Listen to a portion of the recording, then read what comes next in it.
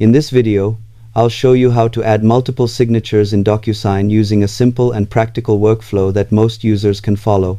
After logging in, upload your document and add multiple recipients, since each signer must be assigned before placing signature fields.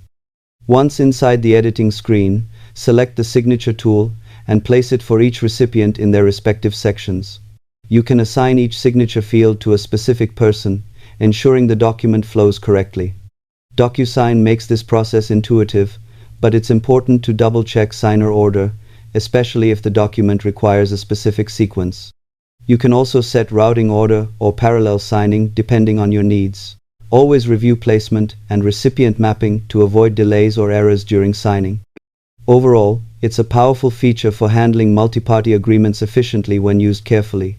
Subscribe for more honest, practical tech tutorials that help you work smarter and faster.